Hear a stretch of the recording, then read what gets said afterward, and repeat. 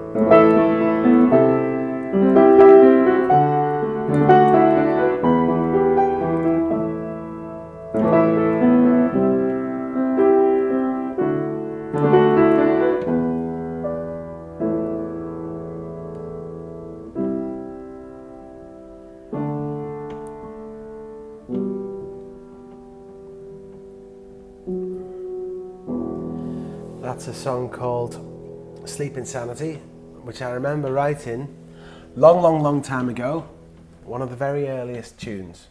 And we always thought that was a great melody. We always believed in the tunes that we had there. It was influenced partly by Metallica and stuff like that, and partly by Paradise Lost, but it had its own thing, its own style with the melodies, which we've retained to this day. And much as Darren, our previous vocalist, was a great frontman and, you know, had a strong voice at times and was a natural poet, we always wondered how it would be to have a very melodic voice over this material. And I remember even 10 years ago saying that we could remake that material with full melodic voices. And that's what we tried to do this time, and it really worked. It meant obviously rethinking some lyrics, simplifying some lyrics here and there. But the essence of what Darren was saying in all of his lyrics has been retained.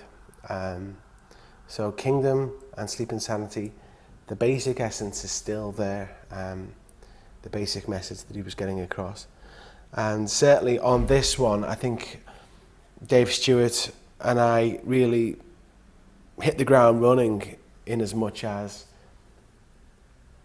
what he came up with and what I was giving to him was complementing each other, and he was coming back with these home demos that sounded like an orchestra, and he'd done it on a computer, on a keyboard, and it sounded like an orchestra.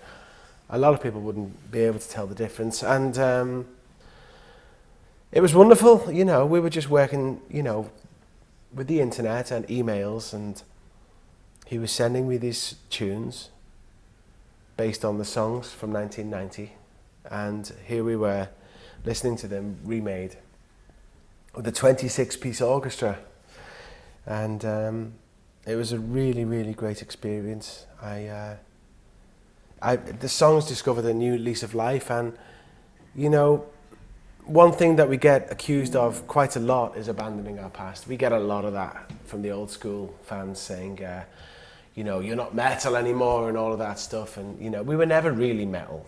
You know, it was a phase for a couple of years but metal is part of our like heritage and part of our roots. I still love Iron Maiden to this day. You know, I still love them. I've still got space in my heart for the best Metallica songs. It's just that we were always more open than that. And I think even on the earliest records, you can see there's acoustic ballads there. I mean, totally acoustic ballads, not, you know, Nothing Else Matters. And what we've done here is been able to say to a few people, okay, well, if you think we're abandoning our past, how about this? None of these tunes are less than 16 years old. You know, it's like they're all really old, and it works. It's worked a treat. That one, Sleep Insanity, together with Crestfallen, is one of my highlights of the album.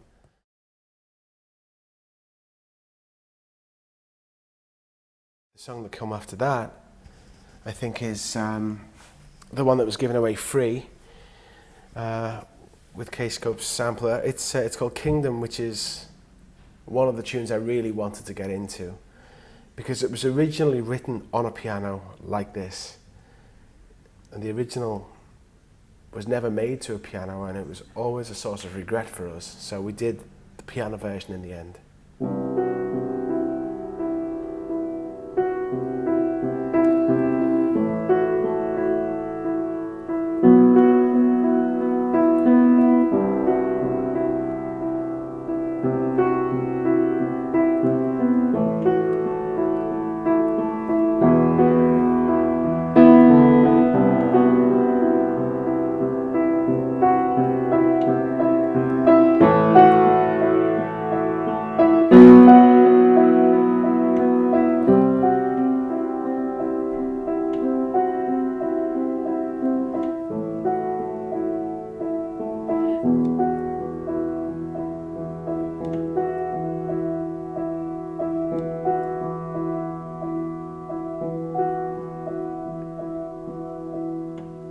Now, I'm not saying that that's the best tune in the world or anything, but that's from our earliest period, you know, and there it is. It's very minimalist.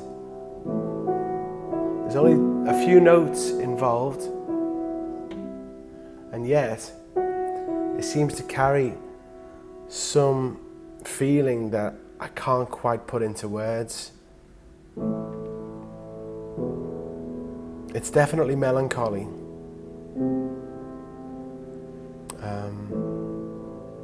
And if there's a light in there, it's like a cold light. It's the only way I can describe it. It sounds like a cold kind of feeling.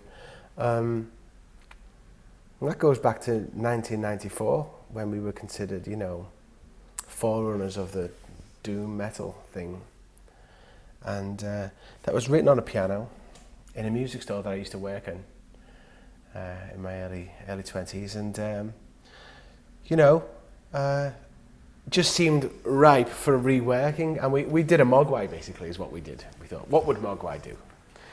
Let's do something a bit like that. And that was it. And obviously, with the lyrics, what it came down to was I had the privilege of taking Darren White's lyrics and taking his spiritual message that he was getting across in those days, which was powerful. And I stand by to this day. And I got the chance to then take the essence of that lyric and I didn't really rewrite it. I just basically took certain lines and remade them vocally with Vincent and Lee, and turned out to be great. I really like that version. What Darren was talking about is the same thing that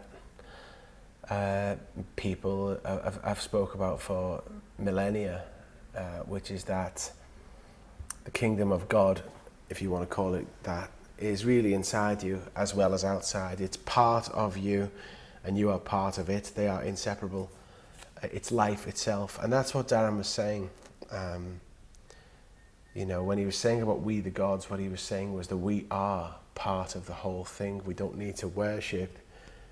We just need to recognize our own divinity. And that's what Darren was saying. That's basically all I've been saying in We're Here Because We're Here, you know.